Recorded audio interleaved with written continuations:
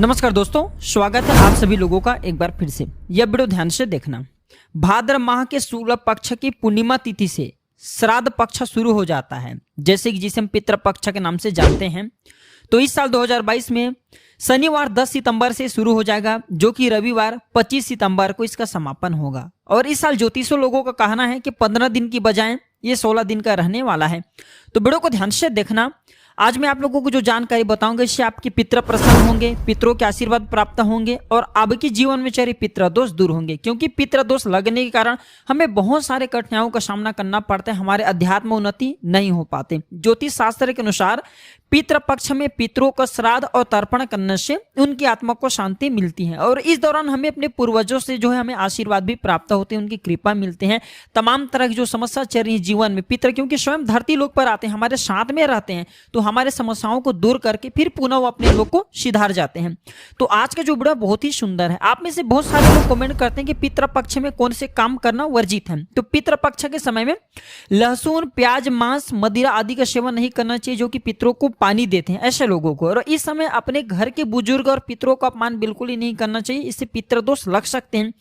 पितृ पक्ष में स्नान के समय बहुत से लोग तेल लगाते हैं, उपटन लगाते हैं, इसका प्रयोग करना बंद कर देना चाहिए। क्रीम पाउडर लगाना तब भी बंद कर देना चाहिए। और इस समय आप जो कोई भी धार्मिक या मांगलिक कार्य जैसे कि मुंडन है, सगाई है, गृह प्रवेश है, ये सब बंद कर दीजिए।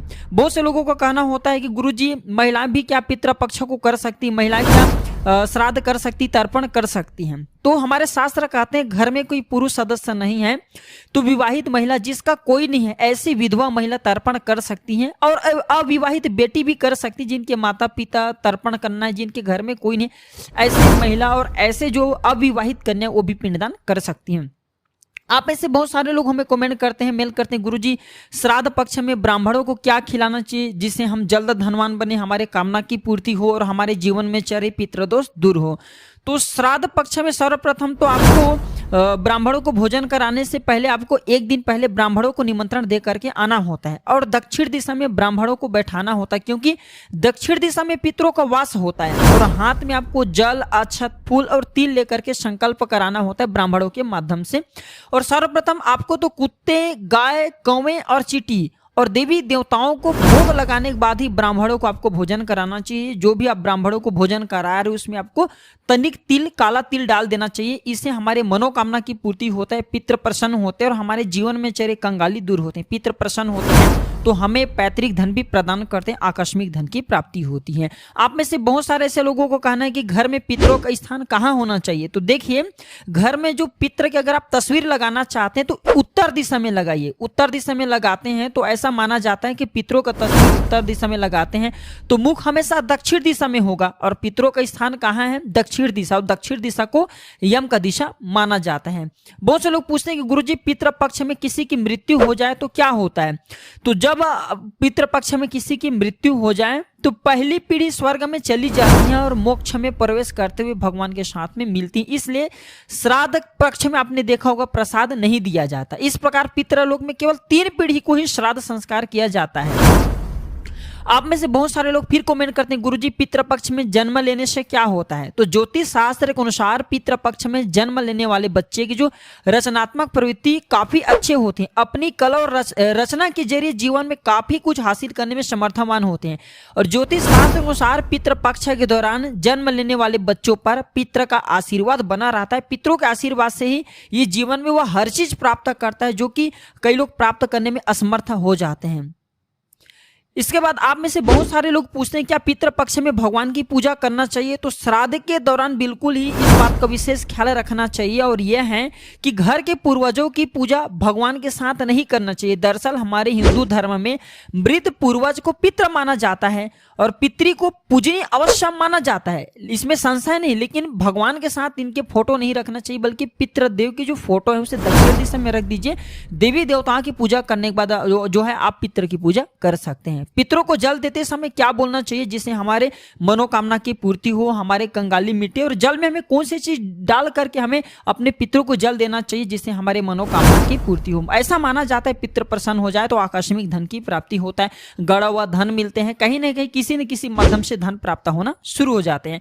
तो धर्मशास्त्र कहते हैं कि जल देते समय इस बात का विशेष ध्यान रखना चाहिए। आप बोले कि वसु रूप में मेरे पिता जल ग्रहण करें और तृप्त हो, इस प्रकार से आपको बोलना है। और एक मैं मंत्र बता रहा हूं, इस मंत्र को बोलते हुए अगर आप अपने पितरों को जल देते हैं तो यकीनन माने उस जल को पितर आपके प्राप्त करते हैं और आपसे बहुत प्रसन्न होते हैं, आपको पैतृक धन प्रदान करेंगे, आपके जीवन में चली परेशानी को दूर करेंगे और पितृ दोष लगाओ तत्काल समाप्त होते हैं 15 दिनों के भीतर में। तो अपने गोत्र का नाम लेकर के आपको ये मंत्र आपको बोलना है। गोत्रे अस्मत् पितामह, आपको अपने पितामह का नाम लेना है, यानी कि जो मरे हुए पितर उसका नाम लेना है। शर्मा वसु रूपत तृप्तमिदम तिलोकदकम गंगा जलम वा तस्मै स्वधा नमः, तस्मै स्वधा नमः, तस्मै स्वधा नमः। एक बार फिर से ध्यान से सुन लीजिए, आपको अपने गोत्र का नाम लेना है और अपने पिता का नाम लेना है। जो मरे हुए पितामह उसका नाम लेना है, पितर का नाम लेना है। अस्मत् पितामह ये बोल करके उनके नाम लेना है। शर्मा उनके गोत्र बोल देना है। वसु रूपत तृप्यतमिदम तिलोकदकम गंगा जलम वा तस्मै स्वधा नमः, तस्मै स्वधा नमः, तस्मै स्वधा नमः। हमारे स्क्रीन में भी शो हो रहे हैं, देख लीजिए। इस प्रकार से बोलते हुए आपको अपने पितरों को जल देना है। तो इस जल को पितृदेव स्वीकार करते हैं और प्रसन्न होकर के आपके जीवन में चली परेशानी, जीवन में चली आपके दुख है, तकलीफ है, गरीबी है, समस्या है, सारे समस्या का अंत करते हैं। और आप जो अपने पितर को जल देते हैं उसमें थोड़ा सा आपको क्या डालना है, तो काले कलर का तिल डालना है। इससे मनोकामना की पूर्ति होता है, पितृदेव प्रसन्न होते हैं। और मैं कई वीडियो में बता चुका हूं, आप प्रतिदिन श्राद्ध पक्ष में, यानी कि श्राद्ध पक्ष 10 सितंबर से जो कि शुरू होने वाले, तो प्रतिदिन आप जो श्राद्ध पक्ष में ये उपाय करना है तो बहुत ही जल्दी आपके ऊपर पितृदेव प्रसन्न होंगे, आपके जीवन में चली हर एक परेशानी को दूर कर देंगे, आपको जल्द धनवान बना देंगे, आपके बिगड़े काम को फिर से बनाना शुरू कर देंगे।